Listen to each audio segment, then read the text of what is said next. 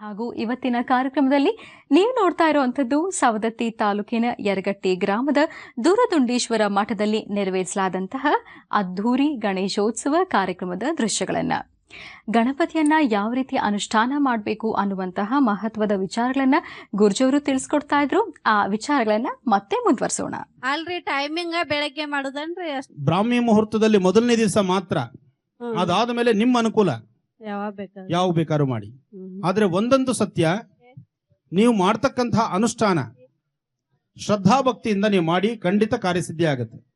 ಹಾಗೆ ಆ ಎಲೆನ್ ಎಲ್ಲಿಡಬೇಕು ಅನ್ನೋದೊಂದು ಪ್ರಶ್ನೆ.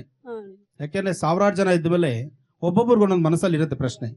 ಆ ಎಲೆನ ಒಂದು ಮಣೆ ತಳಡೆ ಒಂದು ರಂಗೋಲಿ ಹಾಕಿ, ಮಣೆ ಮೇಲೆ ಆ ಎಲೆನಿಟ್ಟು, ಎಲೆ ಮೇಲೆ ಬಿಳಿ ಹೂಗಳನ್ನು ಹಾಕಿ, ಅದರಲ್ಲಿ ಒಂದು ಬಟ್ಲಡಿಕೆನ ಇಟ್ಟು, ಕಡೆಯದಾಗ ಉಳ್ಕೊಳ್ತಕ್ಕಂಥದ್ದು ಬಟ್ಲಡಿಕೆ ಎಲೆ, ಅದನ್ನ ಸದಾಕಾಲ ಹಾಗೆ ಇಟ್ಕೊಳ್ಳಿ. 48 ದಿನ ಆದ್ಮೇಲೆ ನಿಮ್ಮೂರಲ್ಲಿ ಹರಿಯುವ ನೀರೆಲ್ಲಾದ್ರೂ ಇದ್ರೆ, ಮಹಾದಾಯಿ ಜಲ ಎಲ್ಲೆಲ್ಲಾದ್ರೂ ಹತ್ರದಲ್ಲಿದ್ರೆ ಆ ಜಲಕ್ಕೆ ಅದನ್ನು ತೆಗೆದುಕೊಂಡು ವಿಸರ್ಜನೆ ಮಾಡ್ಬಿಡಿ. 48 ದಿನ ಆದ್ಮೇಲೆ ಆ ಎಲೆನ ನೀರಿಗೆ ಹಾಕ್ಬೇಕು. ಅಷ್ಟೊತ್ತಿಗೆ ಆ ಎಲೆ ಪೂರ್ತಿ ಒಣಗಿರುತ್ತೆ. ಆದ್ರೆ ನಿಮ್ಮ ಕೆಲಸ ಸಿದ್ಧಿ ಆಗಿರುತ್ತೆ. ನಿಮ್ಮ ಸಂಕಲ್ಪವನ್ನ ದೃಢವಾದಂತ ರೀತಿ ಸಿದ್ಧಿಪಡಿಸ್ಕೊಳ್ಳಿ. ಒಳ್ಳೇದಾಗ್ಲಿ. ಇನ್ನೇನಾದ್ರು ಇದ್ರ ಬಗ್ಗೆ ಡೌಟ್ಸ್ ಇದ್ರೆ ಹೇಳಿ. ಒಂದು 10 ಜನ 10 ಪ್ರಶ್ನೆ. ಆ 10 ಪ್ರಶ್ನೆ ಸಮಂಜಸವಾಗಿರ್ಲಿ, ತೂಕವಾಗಿರ್ಲಿ. ನೀವು ಕೇಳೋ 10 ಪ್ರಶ್ನೆ ಇಲ್ಲಿರ್ತಕ್ಕಂಥ ಎಲ್ಲರಿಗೂ ಅನುಕೂಲವಾಗಿರ್ಬೇಕು, ಎಲ್ಲರಿಗೂ ಸಮಂಜಸವಾಗಿರ್ಬೇಕು. ಹೇಳಿ.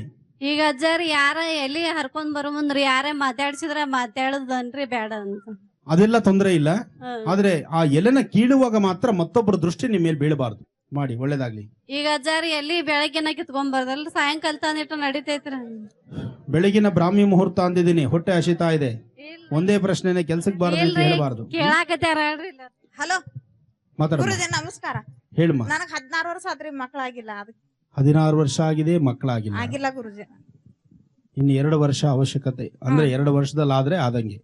ಇದಕ್ಕೆ ಮೆಡಿಕಲ್ ಚೆಕಪ್ ಮಾಡಿಸಿದಿರಮ್ಮ? ಮಾಡ್ಸಿದೇನ್ ಗುರುಜಿ. ಏನ್ ಹೇಳ್ತಾರೆ? ಎಲ್ಲಾ ಆಗ್ತಾವ ಅಂತ ಹೇಳ್ತಾರ್ರಿ ಗುರುಜಿ. ಇದುವರೆಗೂ ಒಂದ್ಸತಿನೂ ಗರ್ಭ ನಿಂತಿಲ್ವಮ್ಮ? ಒಂದ್ ಸಲ ನಿಂತಿತ್ರಿ ಗುರುಜಿ. ಎಷ್ಟು ವರ್ಷ ಆಯ್ತು ಗರ್ಭ ನಿಂತು? ಈಗ 10 ವರ್ಷ ಆಯ್ತ್ರಿ. 10 ವರ್ಷದಿಂದ ಗರ್ಭ ನಿಂತಿದ್ದು, ಅದಾದ್ಮೇಲೆ ನಿಂತೇ ಇಲ್ಲ? ನಿಂತೇ ಇಲ್ಲ ಗುರುಜಿ. ಪ್ರತಿ ತಿಂಗಳು ಡೇಟ್ಸ್ ಕರೆಕ್ಟ್ ಆಗಿ ಆಗ್ತಾ ಇದೆ? ಕರೆಕ್ಟ್ ಆಗಿ ಆಗ್ತದ. ಡೇಟ್ ಏನ್ ಪ್ರಾಬ್ಲಮ್ ಇಲ್ಲ? ಏನೋ ಪ್ರಾಬ್ಲಮ್ ಇಲ್ಲ ಗುರುಜಿ. ಮತ್ತೊಂದ್ಸತಿ ವೈದ್ಯರ ಪರೀಕ್ಷೆ ಮಾಡಿಸ್ಕೊಳ್ಳಿ. ಜೊತೆಗೆ ಇದಕ್ಕೆ ಸಂಬಂಧಪಟ್ಟಂಗೆ ನಿಮ್ಮ ಊರಲ್ಲಿ ಸುತ್ತಮುತ್ತ ಎಲ್ಲಾದ್ರೂ ಒಂದು ನಾಗದೇವರಿದ್ರೆ ಅಥವಾ ಹುತ್ತ ಇದ್ರೆ ಒಂದು 18 ದಿವಸ ಹುತ್ತಕ್ಕೆ ಪ್ರಾರ್ಥನೆ ಮಾಡಿ. ಈಗ ನಾನು ಹೇಳಿದ್ನಲ್ಲ ಈ ತಂತ್ರ ರಹಸ್ಯ, ಇದನ್ನು ಮಾಡಿ. ಅತಿ ಶೀಘ್ರವಾಗಿ ನಿಮ್ಮ ಕಾರ್ಯಸಿದ್ಧಿ ಆಗ್ಲಿ ಅಂತ ನಾನು ದೇವ್ರನ್ನ ಪ್ರಾರ್ಥಿಸ್ತೀನಿ. ಒಳ್ಳೇದಾಗ್ಲಿ. ಹಲೋ ಗುರುಜಿ. ನಮಸ್ಕಾರ ಗುರುಜಿಗಳೇ. ನೆಮ್ಮದಿ ಇಲ್ಲ, ಸಂಸಾರದಲ್ಲಿ ತೊಂದರೆ ಸಮಸ್ಯೆಗಳು ಕಾಡ್ದು, ನನ್ನ ವೃಶ್ಚಿಕ ರಾಶಿಗೆ ಸಮಸ್ಯೆ ಉಂಟಾಗಿದೆ. ಬದುಕಬೇಕು ಹೆಂಗ ಅನ್ನೋದು ಗೊತ್ತಾಗ್ತಿಲ್ಲ ರೀ. ತಾಯಿ, ಪ್ರತಿದಿನ ನನ್ನ ಕಾರ್ಯಕ್ರಮ ನೋಡೋ ನಿಮಗೆ ವೃಶ್ಚಿಕ ರಾಶಿ ಭವಿಷ್ಯತ್ ಹೇಗಿದೆ ಅನ್ನೋದನ್ನ ಪ್ರತಿನಿತ್ಯ ಹೇಳ್ತಾನೆ ಇದ್ದೀನಿ. ಮುಂದುವರ್ಸ್ಕೊಂಡು ಹೋಗ್ಬೇಕಾ ಅಥವಾ ಇಲ್ಲಿಗೆ ಮುಕ್ತಿ ಹಾಗಾಗಲ್ಲಮ್ಮ. ನೀನ್ ಮುಕ್ತಿ ಪಡಿಸ್ಬೇಕು ಅಂದ್ರೆ ಅದು ಪಡಿಸ್ಲಿಕ್ಕಾಗತ್ತಾ? ಅವ್ನ್ ಕರೆದಾಗ ನಾವು ಹೋಗ್ಬೇಕೇನ? ನಾನ್ ಬರ್ತೀನಿ ಲೈನಲ್ಲಿ ಕರ್ಕೊಳ್ತಾನ?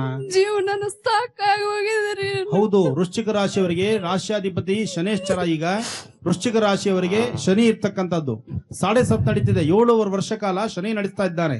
ಅದರಿಂದ ಇಷ್ಟು ದಿವಸ ತುಲಾರಾಶಿಯವರು ಏನ್ ಕಷ್ಟ ಅನುಭವಿಸಿದ್ದಾರೋ, ಈಗ ತುಲಾರಾಶಿಯವರು ಸ್ವಲ್ಪ ಮಟ್ಟಿಗೆ ರೆಸ್ಟ್ ತಗೊಳ್ತಾ ಇದ್ದಾರೆ.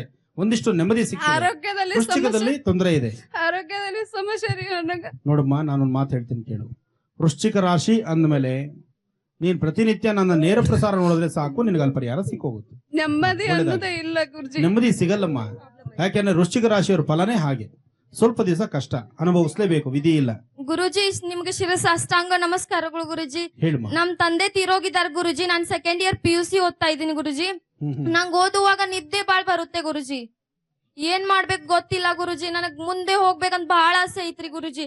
10th ಸ್ಟ್ಯಾಂಡರ್ಡ್ ಅನ್ನು ನಾನ್ ಬಾಳ್ ಪ್ರಯತ್ನ ಪಟ್ಟೇರಿ, ಬಟ್ ನಂಗ್ ಸ್ಕೋರ್ಸ್ ಕಮ್ಮಿ ಬಂತ್ರಿ. ನಮ್ಮ ಮಮ್ಮಿ ತುಂಬಾ ಡಿಸಪಾಯಿಂಟ್ ಆಗಿದ್ದಾರ್ರಿ. ಅದಕ್ ನಾನ್ 2nd ಇಯರ್ ಅಲ್ಲಿ ಚಲೋ ಸ್ಕೋರ್ ಮಾಡ್ಬೇಕಂತ ನಂಗೆ ಬಹಳ ಆಸೆ ಐತ್ರಿ ಗುರುಜಿ. ನೀವೇ ನಂಗೆ ಏನಾರ ದಾರಿ ತೋರಿಸ್ಬೇಕ್ರಿ. ಖಂಡಿತ ಒಳ್ಳೇದಾಗತ್ತಮ್ಮ. ನೀನು ರಾತ್ರಿ ಹೊತ್ತು ಓದಕ್ ಹೋಗ್ಬೇಡ, ಬೆಳಗಿನ ಹೊತ್ತು ಓದು ಗುರುಜಿ.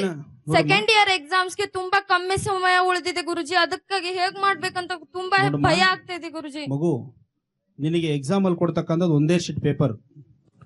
ವರ್ಷದ 365 ದಿವಸ 365 ಶೀಟ್ ಸಿಗಲ್ಲ ಅಲ್ವಮ್ಮ? ಹೌದು ಗುರುಜಿ. ಎಕ್ಸಾಮ್ ಅಲ್ಲಿ ಕೆಲವು ಟಿಪ್ಸ್ ಇದೆ.